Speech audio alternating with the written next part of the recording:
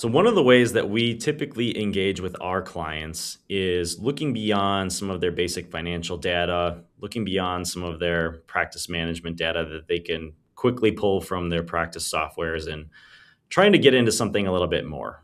Frame things in different ways that are hopefully a little bit easier to understand and have something that's actionable in terms of either goals or planning for the future.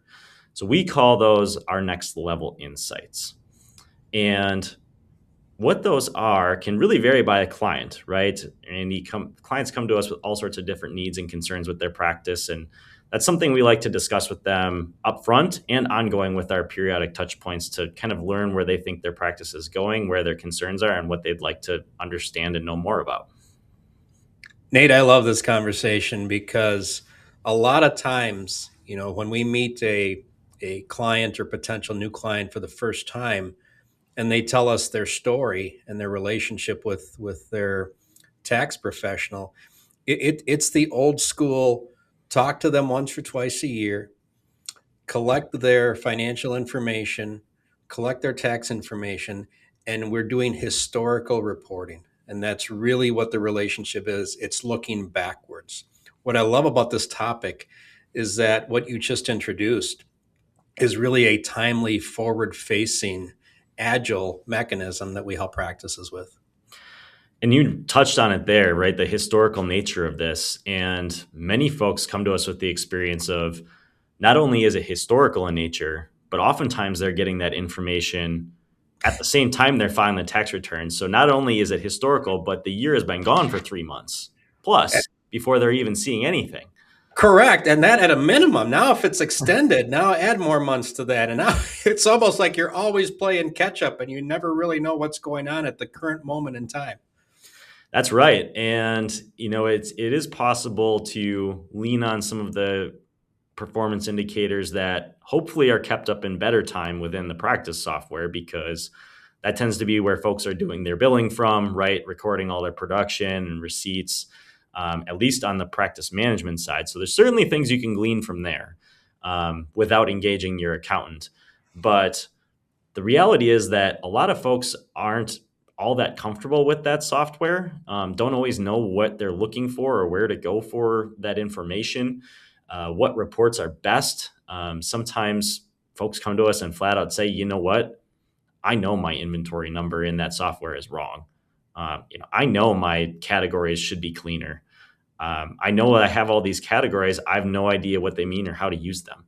And really what we aim to do then is educate clients on real time. This is what you're seeing in your practice management software. This is also what is in your current accounting software, because we help keep it current, and trying to bridge the two, understand the two, and show the connections of where things go and what is really important to manage practices day to day and on longer term scales. Yeah, totally agree. And I like how you mentioned, the practice management software, the accounting software.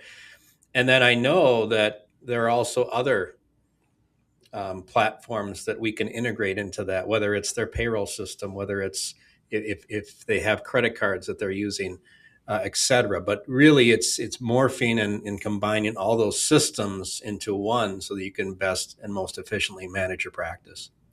Yeah, and maybe the big hurdle then with even proficient use of both of those, current use of both of those, which, that's kind of step one, right? Is getting things current, getting things clean. The next hurdle is, okay, I've got all this information in lots of different places, and how do I piece it together? And that's really where our next level of insights shine, either in the form of real-time dashboards or reports. And you might think of reports as your financial reports, right? Like balance sheet, income statement, but they're really more than that. We're not just looking at regurgitating what is in both of those softwares. We're looking at pulling out key and specific items, explaining what they mean, and putting them in ways that are easily digestible for you to take with you if you've got 10 minutes to visit the financial performance for the month or the quarter or whatever it is, or Whether you're the type of person that likes to pull that up on your device, in the evening before you go to bed, and that's your time to consume and see how things are going and get a pulse of your practice. That's really where those reports shine. Yeah, and I also love, the first time we present these to a client, because a lot of times, what are they used to?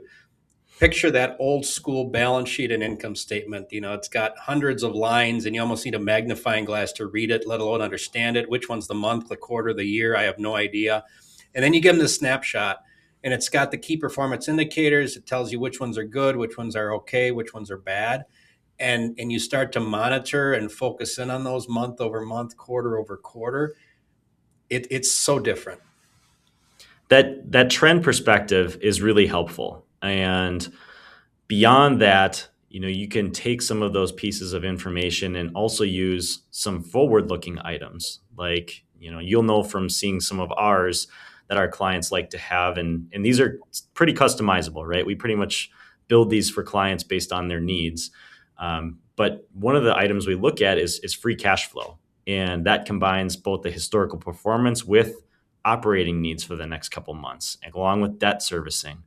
And that type of information is really powerful for having folks feel really comfortable about the cash that they're generating, or how their practice generates cash to cover their expenses and their debt, maybe from acquiring the practice or equipment or whatever needs they have. And a couple of other cases that really shine, right? One of the most common questions we get in our quarterly meetings is, I can see my practice bank accounts. I know what's in there, but I've got some stuff that, like, I got to pay federal tax estimates. I need a new car. I need whatever. I need some expenditures to improve equipment at the practice.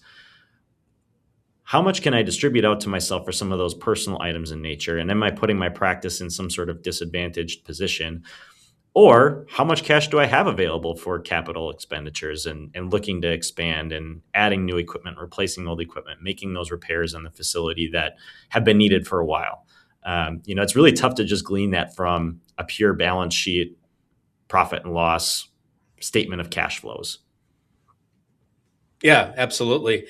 And one thing you touched on is that last one, that statement of cash flows. That's like the forgotten statement, right? It seems like forever ago since we talked about it, but it's kind of back, because it's like, yeah, I can see the balance sheet account, I can see the balance on the balance sheet, but what does that mean? Where did my cash go? Not just on expenditures, but on capital items, on paying down debt.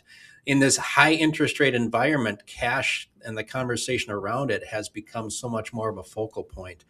And so, these reports and these snapshots can really help them to see, plan for the future, and plan for the unexpected. Exactly. I mean, you touched on several reasons right there why they're important, above and beyond, right? Just the basic education in getting folks comfortable with how their practice is performing. Beyond that, then, is okay, you've got all this awesome stuff at your fingertips that's more helpful, more visual, more digestible than it's ever been. What do you do with that information? And that's something that we spend some time on talking through, in whether that's forward looking in terms of goals or looking at specific metrics for improvement. And those could be, in various categories. They could be with direct expenses like cost of sales. That could be related to staffing. That could be related to overhead items, or overall revenue as well. It can really lead to a lot of really healthy discussions. So, Nate, where does someone start? If someone's listening to this and like, wow, that sounds amazing, but I've just got the old school balance sheet and income statement. Like, where do people go from here? The first place to go is give it a little bit of thought in what are your deepest concerns, or immediate concerns about your practice, or what you'd like to know about your practice and its financial well-being and performance. Sometimes our prospects come to us with this a pretty concrete roadmap of, this is where I am and this is where I want to be, and I'd like to engage you all because I think you can help me get there. And they have a clear vision for what that looks like, but quite a few don't. And sometimes the hardest step is taking that first step, and that is talking and engaging with your advisor and your data more frequently, making sure that your books are kept up at a minimum determining what it is that you care most about, whether that's profitability, whether that's managing your tax exposure, your cash flows, determining what that is, and then taking those concerns to your advisor or us if you happen to be a prospect. Because really, with some of the technologies that are out there, there's all sorts of capabilities, some more than others and at different price points. But there's most certainly out tons of opportunity out there to improve upon whatever your status quo is.